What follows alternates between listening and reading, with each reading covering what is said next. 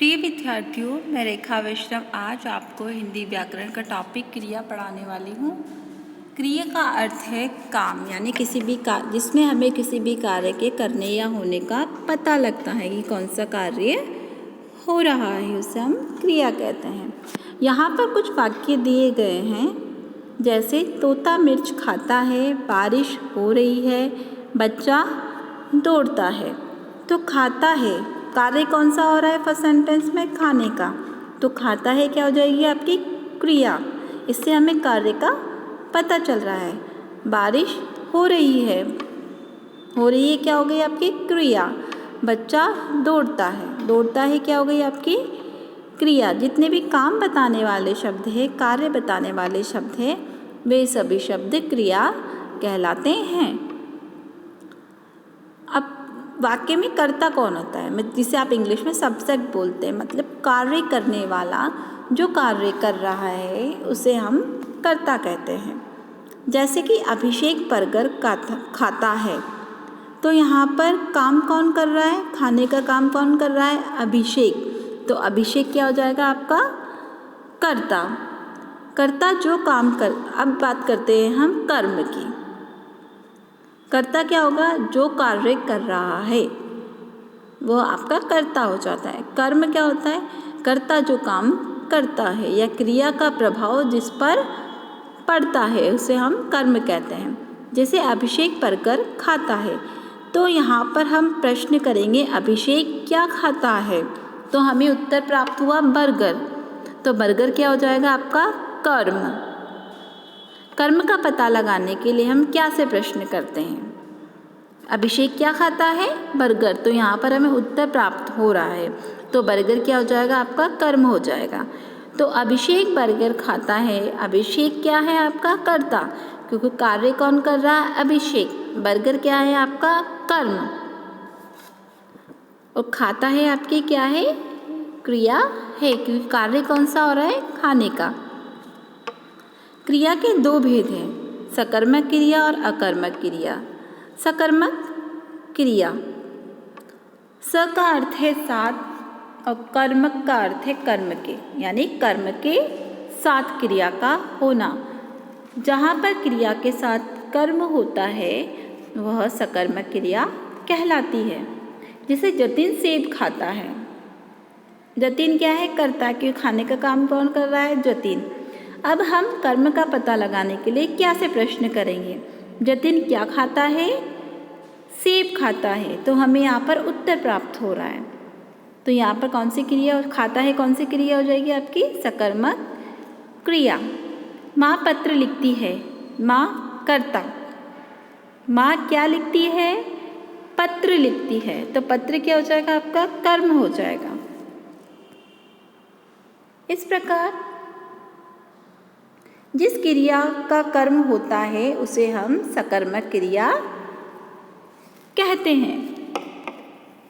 सकर्मक क्रिया की पहचान, वाक्य पढ़ने के बाद क्या प्रश्न करने से अगर कोई उत्तर मिलता है तो वो क्रिया सकर्मक होती है।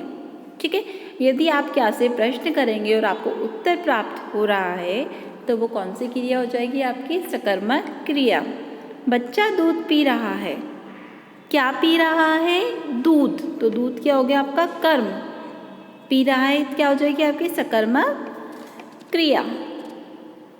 सकर्मक क्रिया के दो भेद होते हैं, एक कर्मक क्रिया और द्विकर्मक क्रिया। सबसे पहले हम पढ़ेंगे एक कर्मक क्रिया, जहाँ पर केवल एक ही कर्म होता है उसे हम एक कर्मक क्रिया कहते हैं। वे सकर्मक क्रियाएं जिनका केवल एक ही कर्म होता है उसे हम एक कर्मक क्रिया कहते हैं। जैसे शीला समाचार पत्र पढ़ रही है। अब हम कर्म का पता लगाने के लिए क्या से प्रश्न करेंगे? शीला क्या पढ़ रही है? समाचार पत्र। तो समाचार पत्र क्या हो जाएगा? कर्म हो जाएगा। ठीक है, तो एक कर्मक क्रिया है, यहाँ पे पढ़ रही है क्या है आपका? एक कर्मक क्रिया, क्योंकि यहाँ पर एक कर्म उपस्थित है। द्विकर्मक क्रिया, ऐसी सकर्मक क्रियाएं जिसमें दो कर्म होते हैं वो द्विकर्मक क्रियाएं कहलाती हैं। जैसे अध्यापक ने छात्रों को पाठ पढ़ाया। ठीक है, क्या पढ़ाया? पाठ पढ़ाया, पहला कर्म। किसको पढ़ाया? छात्रों को। दूसरा कर्म, दो कर्म का पता लगाने के लिए हम सबसे पहले क्या से प्रश्न करेंगे, फिर किसे या किसको से प्रश्न करेंगे। ठीक है। ठेकेदार ने मजदूरों को वेतन दिया। क्या दिया? वेतन, फर्स्ट कर्म। किसको दिया? मजदूरों को, सेकंड कर्म। तो यहाँ पर कितने कर्म है? दो कर्म है, इसलिए कौन सी क्रिया हो जाएगी आपकी? द्विकर्मक क्रिया।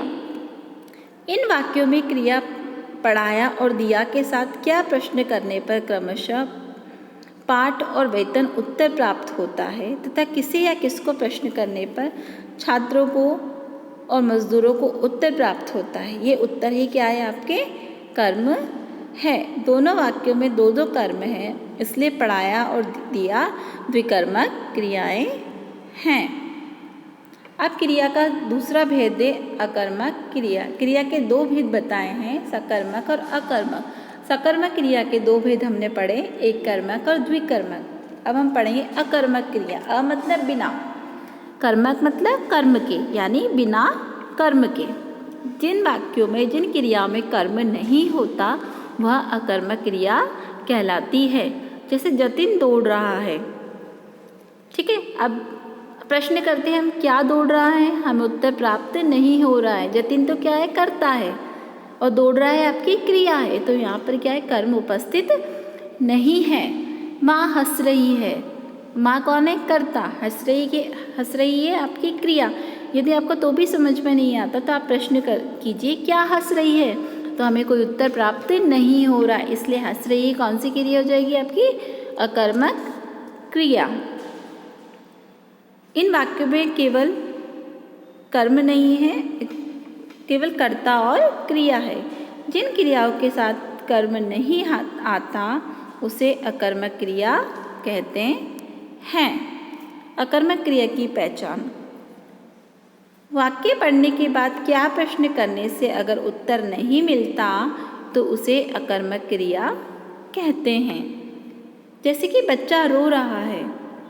क्या रो रहा है? यहाँ पर कर्म नहीं है। रोना तो क्या है आपकी? अकर्मक क्रिया। ठीक है। कौन रो रहा है? बच्चा तो क्या है आपका? करता है। तो यहाँ पर प्रश्न करने से हमें उत्तर प्राप्त नहीं हो रहा, इसलिए कौन सी क्रिया हो जाएगी? अकर्मक क्रिया। तो बच्चों, आज हमने क्रिया के बारे में पढ़ा। किसी भी कार्य को करना या होना क्रिया कहलाता है, मतलब काम को ही क्रिया बोलते हैं। ठीक है। हमने दो प्रकार की क्रिया पढ़ी, सकर्मक क्रिया और अकर्मक क्रिया। सकर्मक क्रिया के हमने दो भेद पढ़े, एक कर्मक और द्विकर्मक। धन्यवाद।